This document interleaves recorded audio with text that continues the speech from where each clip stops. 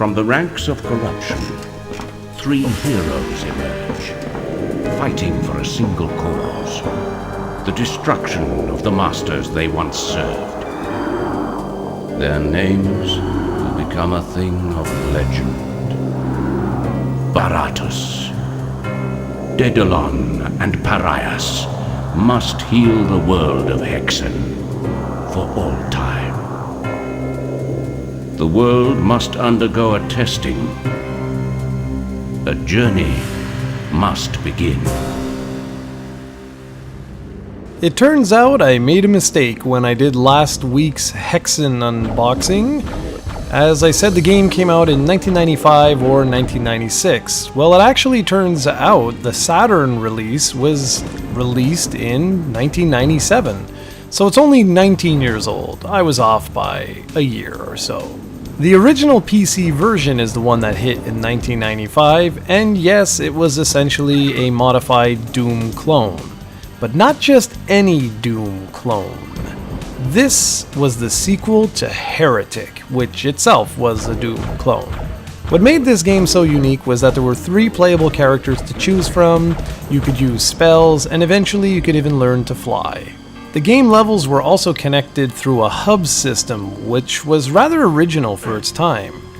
Now, the biggest problem with Hexen on the Saturn was that it felt outdated when it was originally released, because games had come quite a long time in the 2 years since Hexen was originally released on PC. But now, looking back at it 19 years after it originally hit the Saturn, and I can safely say that it has aged a lot more gracefully than I remember, and much better than Doom. Let's talk about the audio-visual presentation first.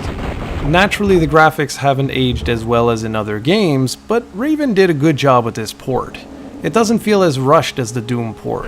Yes, the graphics are pixelated, and yes, the frame rate isn't where it should be, but it doesn't look downright awful. The music is actually great, and the ambient sound effects are fantastic. It sets that creepy mood throughout all of the different levels, which is a big compliment considering the age of the game. The gameplay is sluggish thanks to the frame rate, and the controls do take a little bit of getting used to, but they're responsive, which is good. I didn't have any trouble jumping from one ledge to another or taking out a wide assortment of enemies. There's also a nice arsenal at your disposal in the form of spells and core weapons. The 3 classes you get to choose from include a fighter, a mage, and a cleric.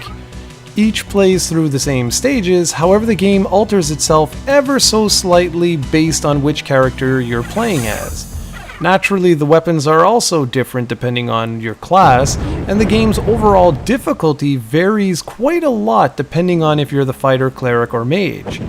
Some classes have an early advantage over others, but ultimately the game feels balanced regardless of which class you select. The Saturn port of Hexen is quite good, even with the frame rate problems. Considering this wasn't made by Lobotomy Software, I was surprised by how well this one held up.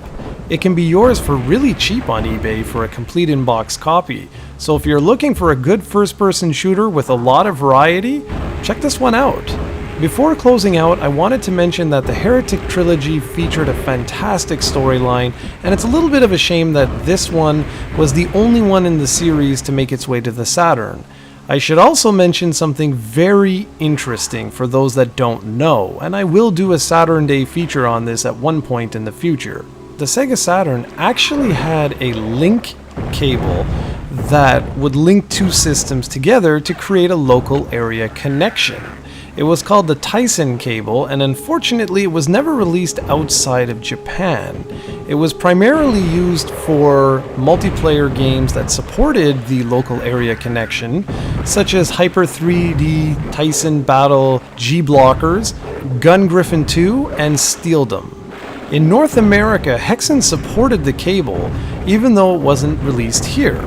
There are actually a handful of other games that apparently support the cable, although I've never actually tried this before, which is why I think it would make an interesting Saturn Day special one day. For now, that's all I can say about Hexen. It's a very decent first-person shooter. Yes, certain elements haven't aged as well as others, but overall, given the low asking price, it's one you should check out.